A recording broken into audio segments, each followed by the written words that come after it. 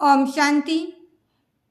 कोई के लिए शिव बाबा कहते हैं कि राहु की दशा बैठी है, भगवान का भी नहीं मानते, समझते हैं यह ब्रह्मा कहते हैं।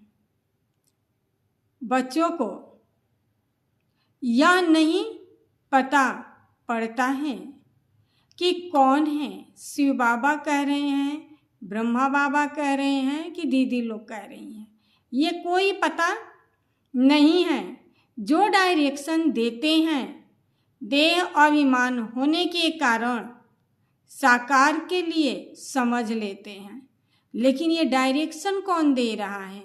शिव बाबा देते हैं। लेकिन जब हमको अभिमान होता है तो हम क्या समझते हैं कि ब्रह्मा बाबा देते हैं या दीदियाँ देती हैं, लेकिन देता है शिव बाबा। तो देही अभिमानी हो तब तो समझेंगे ना, देही अभिमानी होंगे, आत्मा अभिमानी होंगे तब तो समझेंगे ना कि शिव बाबा जो भी कहते हैं वह हमें करना है, वह हमें करना है। और शिव बाबा कभी नहीं कहते कि तुम क्रोध करो, शिव बाबा कभी नहीं कहते तुम अपवित्र बनो, शिव बाबा कभी नहीं कहते आप गलत रास्ते पर चलो। अगर हम गलत रास्ते पर चल रहे हैं, क्रोध कर रहे हैं, तो यह हमारा निजी फैसला है, इसमें बाबा नहीं कह रहा है। विश्व का रचयिता, विश्व का माता पिता कभी नहीं कहेगा कि बच्चे तुम झगड़ो, कभी नहीं कहेगा कि बच्चे तुम ऐसा काम करो जो विश्व पिता का नाम बदनाम हो। जब इंसान अपने संस्कारों के वशीभूत होके कुछ कर बैठता है और जब परमात्मा ज्ञान से वंचित हो जाता है तो फिर दोष किस पर देता है? परमात्मा पर। तो ये तो दुनिया की रीत है कि अगर बच्चा जन्म लिया तो कह देते हैं भगवान ने दिया, बहुत खुश हो जाते हैं।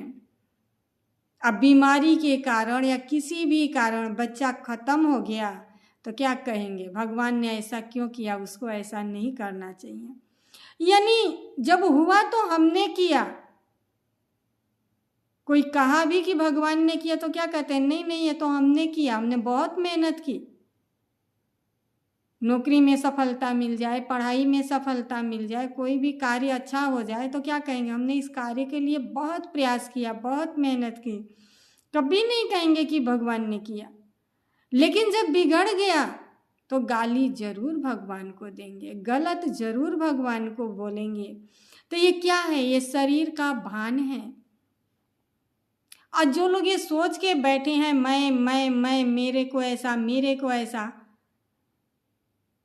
मैं कर कौन रही है? एक लाश भी तो सोई पड़ी रहती है, कभी नहीं कहती कि मेरे को क्यों जला रहे हो। तो ये मैं का अहंकार ही है, देह का भान। और जब तक हमें देह अभिमान होगा, अगर हमारी मृत्यु आनी होगी तो आज अभी इसी वक्त आ जाएगी। हम सोचे किसी कहने से आएगी तो नहीं, वो तो हम ऊपर से लिखा करके जो आए हैं, जो हम कमाए थे जमा करके आए हैं, उसके अनुसार ही आएगी ना। तो हम दूसरे को दोष क्यों देवें, दूसरे को बुरा क्यों बोलें? लेते समय तो हमें थोड़ा ही चाहिए, और जब थोड़ा मिल रहा है तो बुरा लग रहा है।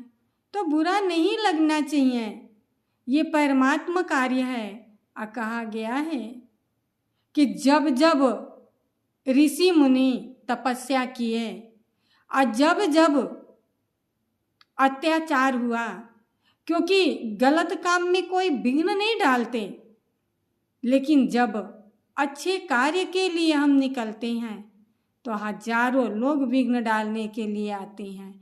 क्यों? क्योंकि परमात्मा का ज्ञान और उनके रास्ते पर चलना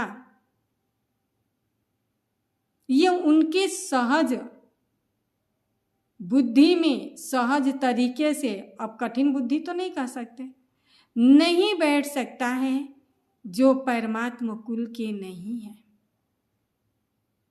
अगर यहाँ आकर के भी किसी की शिकायत, किसी की चुगली, किसी को ब्लैकमेल, किसी को कुछ हम कर रहे हैं, इसका मतलब हम विघ्न डाल रहे हैं, बाकी हम कुछ नहीं कर रहे हैं। हमारा धैर्य ही नहीं है इस ज्ञान को समझने का,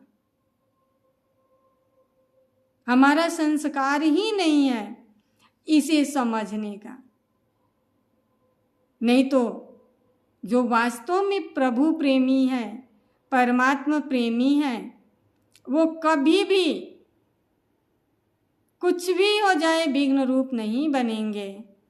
विनाश तो होना ही है, लेकिन उसका कारण हम नहीं बनेंगे। जितनी देर हम दूसरों की कमियां ढूंढने में लगाते हैं, उतनी देर अगर हम आत्मचिंतन कर परमात्मा को याद करेंगे तो हम अपने जीवन को सफल बना लेंगे। ओम शांति।